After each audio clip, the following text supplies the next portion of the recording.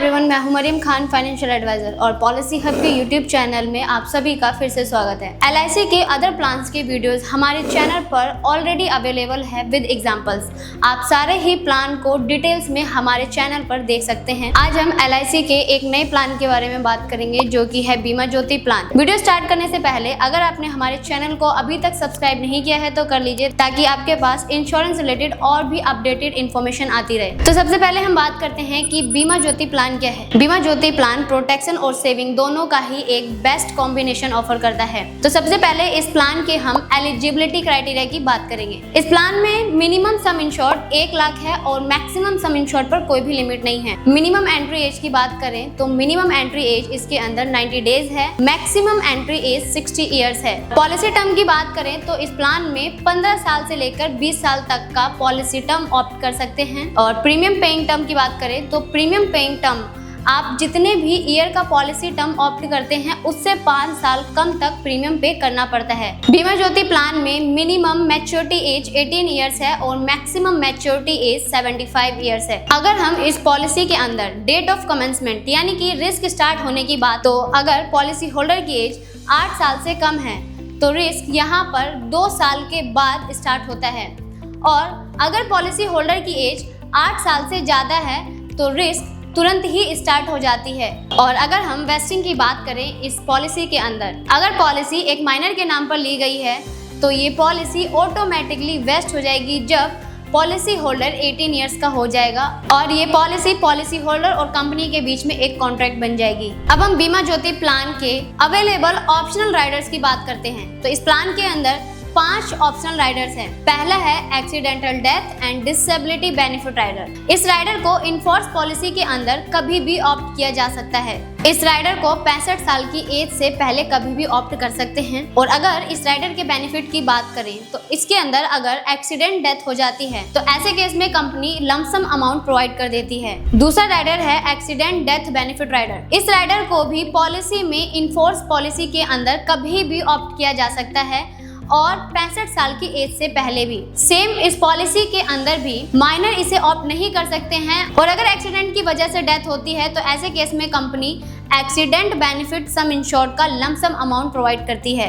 इस प्लान का तीसरा राइडर है न्यू टर्म एश्योरेंस राइडर। इस राइडर को पॉलिसी के इंसेप्शन के टाइम पे यानी कि स्टार्टिंग में ही ऑप्ट किया जा सकता है। इसका कवर पॉलिसी टर्म के एंड तक बना रहेगा। पॉलिसी होल्डर की डेथ अगर पॉलिसी टर्म के दौरान ही होती है तो ऐसे केस में कंपनी पॉलिसी होल्डर की फैमिली को टर्म एश्योरेंस राइडर का सम इंश्योर्ड अमाउंट प्रोवाइड करती है।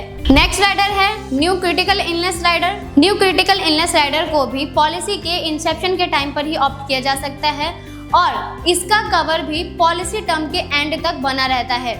और इसके बेनिफिट की बात करें अगर, तो कंपनी के कुछ 15 स्पेसिफाइड क्रिटिकल इलनेस है। उनमें से कोई सी भी क्रिटिकल इलनेस अगर डायग्नोस होती है तो कंपनी उसमें क्रिटिकल इलनेस राइडर का सम इंश्योर्ड अमाउंट प्रोवाइड करती है। और नेक्स्ट राइडर है इसका LIC premium waiver benefit rider. अगर प्रपोजर की डेथ हो जाती है तो उसके डेथ के बाद जो भी बेस पॉलिसी के प्रीमियम ड्यू होंगे उनको वेव कर दिया जाएगा जब तक राइडर टर्म खत्म नहीं होती। लेकिन अगर बेस पॉलिसी का premium paying term rider term से ज्यादा है तो राइडर टर्म खत्म होने के बाद जो भी प्रीमियम ड्यू होंगे उन्हें लाइफ अश्योर्ड को भरना होगा। और अगर लाइफ अश्योर्ड इन प्रीमियम्स का पेमेंट नहीं करता है तो पॉलिसी पेड अप हो जाएगी। अब हम बीमा ज्योति प्लान के सेटलमेंट ऑप्शंस यानी कि मैच्योरिटी की बात करते हैं। अगर हम मैच्योरिटी की बात करते हैं तो बीमा ज्योति प्लान के अंदर मैच्योरिटी का लमसम अमाउंट मिलता है जो कि कस्टमर इसे अपने अकॉर्डिंग 5 साल, 10 साल या 15 साल के इंस्टॉलमेंट बेसिस पर ले सकते हैं। और ये ऑप्शन एक पेड अप पॉलिसी और इनफोर्स पॉलिसी के अंदर ही अवेलेबल होती है। मिनिमम इंस्टॉलमेंट अमाउंट 5000 का मिलेगा। क्वार्टरली लेते हैं तो मिनिमम 15,000 का अमाउंट मिलेगा। हाफ ईयरली लेते हैं तो 25,000 का, और अगर ईयरली लेते हैं तो 50,000 तक का इंस्टॉलमेंट अमाउंट मिलेगा। सेटलमेंट ऑप्शन के स्टार्ट होने के बाद की बात करें तो अगर लाइफ अश्योर्ड सेटलमेंट ऑप्शन को विड्रॉ करना चाहे तो लाइफ अश्योर्ड चाहे कि बची हुई इंस्टॉलमेंट्स ना मिले और एक साथ पूरा पैसा ले तो उन्हें एक रिटर्न रिक्वेस्ट देनी होगी। इस केस में जो भी अमाउंट ज्यादा होगा वो दिया जाएगा। जैसे पहला ऑप्शन है कि बची हुई इंस्टॉलमेंट का डिस्काउंटेड वैल्यू, और दूसरा ऑप्शन है कि ओरिजिनल सेटल्ड ऑप्शन अमाउंट में से माइनस करेंगे जो अब तक मिली हुई इंस्टॉलमेंट का अमाउंट है। और नेक्स्ट ऑप्शन है इसके अंदर अगर मैच्योरिटी के बाद लाइफ एश्योर्ड की डेथ हो जाए तो ऐसे केस में नॉमिनी को बची हुई इंस्टॉलमेंट्स मिलेगी जैसा लाइफ एश्योर्ड ने ऑप्ट किया था, और नॉमिनी इंस्टॉलमेंट का मोड या पीरियड चेंज नहीं कर सकते हैं। इस प्लान के अंदर अगर हम ग्रेस पीरियड की बात करें तो पॉलिसी होल्डर के पास ऑप्शन रहता है कि जब उनकी पॉलिसी का ड्यू डेट आ जाए और वो ड्यू डेट पे प्रीमियम पे नहीं कर पाते हैं तो उनके पास नेक्स्ट 30 डेज का भी टाइम रहता है।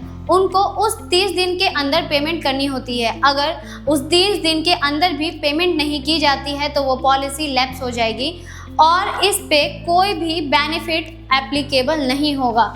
अगर पॉलिसी को हाफ ईयरली, क्वार्टरली या ईयरली बेसिस पे लिया गया है तो ग्रेस पीरियड 30 डेज का होता है, और अगर पॉलिसी मंथली बेसिस पर लिया गया है तो इसमें ग्रेस पीरियड 15 डेज का होता है। प्लान के अंदर पेमेंट मोड के अकॉर्डिंग भी रिबेट मिलता है। अगर ईयरली मोड पे पॉलिसी ली गई है तो 2% का डिस्काउंट मिलता है।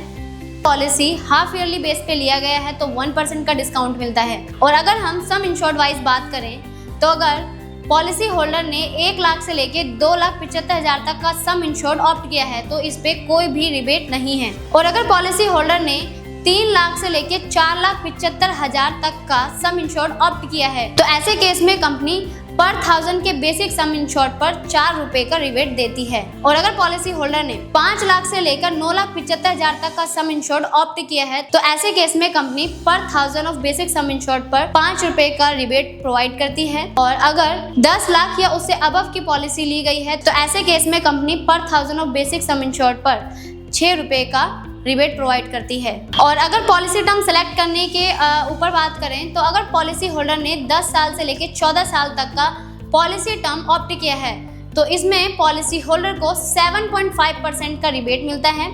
और अगर 15 ईयर्स का पॉलिसी टर्म ऑप्ट किया गया है तो 10% का रिबेट मिलता है। LIC ने पॉलिसी होल्डर को एक और बेनिफिट दिया है जो होता है रिवाइवल बेनिफिट, जो कि पॉलिसी के लैप्स होने के नेक्स्ट 5 ईयर तक के अंदर पॉलिसी होल्डर के पास राइट होता है कि वो अपनी पॉलिसी को रिवाइव कर सकते हैं।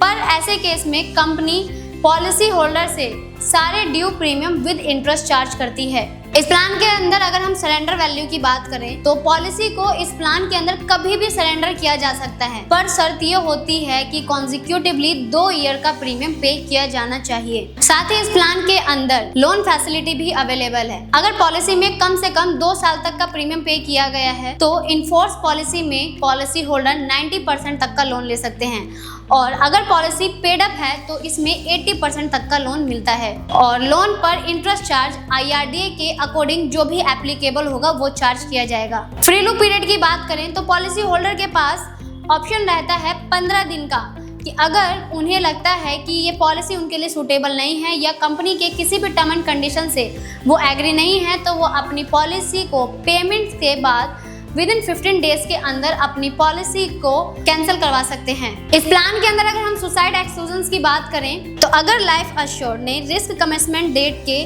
12 महीने के अंदर सुसाइड किया है तो LIC केवल 80% टोटल प्रीमियम वापस करेगा। इसमें टैक्स, एक्स्ट्रा प्रीमियम और राइडर प्रीमियम इंक्लूड नहीं होंगे। अगर लाइफ एश्योर्ड की एज एंट्री के टाइम पर 8 साल से कम है तो ये शर्त लागू नहीं होगी।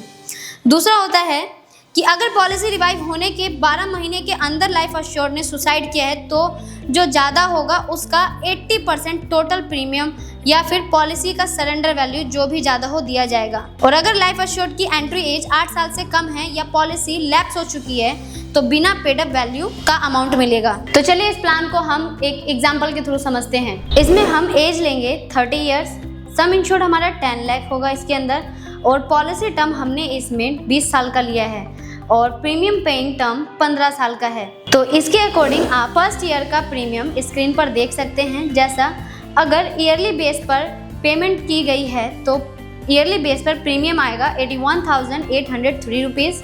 हाफ ईयरली पर पेमेंट की गई है तो 41,351 का प्रीमियम आएगा, और अगर क्वार्टरली पर लिया गया है तो 20,900 का प्रीमियम आएगा, और अगर पॉलिसी मंथली बेसिस पर ली गई है तो 6,967 का प्रीमियम आएगा। और अगर हम मैच्योरिटी पे की बात करें तो मैच्योरिटी इसमें मिलेगा 50 ईयर्स की एज पर।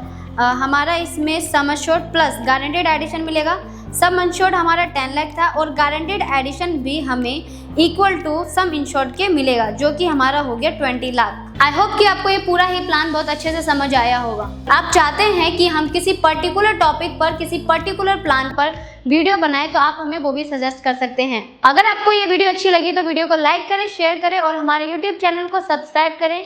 मिलते हैं आपसे नेक्स्ट वीडियो में, तब तक के लिए धन्यवाद।